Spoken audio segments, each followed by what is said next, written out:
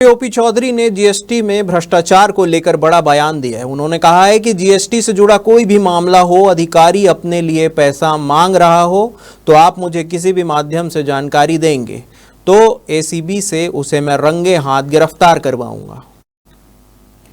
वित्त मंत्री ओपी चौधरी प्रियदर्शनी नगर स्थित कंदकोट भवन में प्रधानमंत्री नरेंद्र मोदी की मन की बात के 123वें प्रसारण को सुनने पहुंचे थे। इस दौरान बड़ी संख्या में भाजपा नेता, कार्यकर्ता और आम जन मौजूद थे।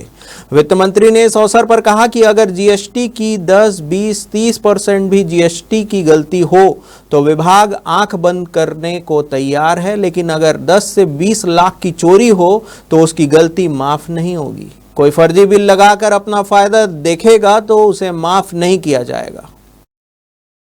मन की बात में जिस तरह से विचार नरेंद्र मोदी जी रखते हैं वो राष्ट्र की एकता के लिए, राष्ट्र की अखंडता के लिए, संपूर्ण राष्ट्र निर्माण के लिए एक विजन और एक सोच होती है। एक मन की बात पे हम बोडोलैंड, असम का भी जिक्र सुनते हैं, गुजरात का भी जिक्र सुनते हैं, कर्नाटक का भी जिक्र सुनते हैं, तेलंगाना का भी जिक्र सुनते हैं, मध्य प्रदेश का भी जिक्र सुनते हैं। ये राष्ट्र के एकीकरण का एक बहुत बड़ा विजन के साथ वो विषयों को मैसेज देते हैं। एक तरह से राष्ट्र निर्माण के लिए जैसे उन्होंने योग का विषय रखा, योग भारत के सॉफ्ट पावर को दुनिया में स्थापित करने का एक बहुत बड़ा मैसेज उन्होंने 2014 में ही दिया था, जब 170 देशों ने यूनाइटेड नेशन में मोदी जी के योग के प्रस्ताव को स्वीकार किया था।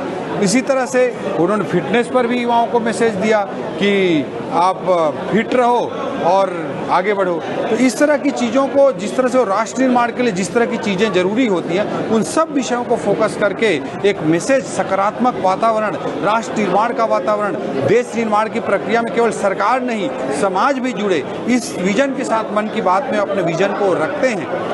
राजनीति करना, सरकार चलाना एक विषय होता है, लेकिन नरेंद्र मोदी जी राष्ट्र निर्माण के व्यापक विजन और सोच को लेकर के मन की बात में अपने विचारों को और अपने कृत्यों को रखते हैं। ऐसे युग पुरुष नरेंद्र मोदी जी को सुनना सौभाग्य की बात होती है। आज यहाँ पे अमित चिमनानी भाई, हमारे नंदन जी, अमर परवानी जी, अखिलेश सोनी जी और यहाँ के स्थानीय MIC मेंबर डॉक्टर नामिका जी, संतोष जी, ऐसे मतलब बहुत सारे लोगों ने सामाजिक लोगों को जोड़ करके सैकड़ों की संख्या में, लगभग 1000 की संख्या में उपस्थित होकर के मन की बात सुना और बहुत ही सकारात्मक वातावरण रहा। इसके लिए मैं पूरे मोहल्ले वासियों को, अमित जी को बहुत बहुत बधाई देता हूं। सर, आपने बड़ी बात कही है, भ्रष्टाचार को लेकर के आप बोले हैं कि जीएसटी में यदि कोई भी अधिकारी यदि 1 रुपए भी अपने जेब में डालता है तो सीधे एसीबी और अफसर से कार्रवाई। मैं तो हमेशा से बोलता हूं कि अगर कोई जीएसटी का ऑफिसर या कोई भी ऑफिसर पैसे की मांग कर रहा हो, सरकारी खजाने में पैसा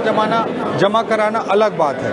अगर वो सरकारी खजाने के अलावा अपने लिए या फेवर मांग रहा हो, पैसा मांग रहा हो, तो कोई भी व्यक्ति हम तक सूचना पहुंचाए, निश्चित रूप से हमारे मुख्यमंत्री जी के मार्गदर्शन में हम एसीबी का रेड कराएंगे। मैं स्पष्ट रूप से बोलता हूं। इसके अलावा जीएसटी में 10%, 20% की कोई छोटी मोटी गलती होती है, उसको भी इग्नोर करने के लिए डिपार्टमेंट पूरी तरह से तैयार है। लेकिन सैकड़ों फर्जी फर्म बनाकर संगठित तरीके से एक षड्यंत्र के तहत सरकार को अगर कोई व्यक्ति फर्जी बिल बेचकर सैकड़ों करोड़ का चूना लगा रहा हो, उसको छत्तीसगढ़ के जनता जनार्दन के हित में हम कार्रवाई करेंगे।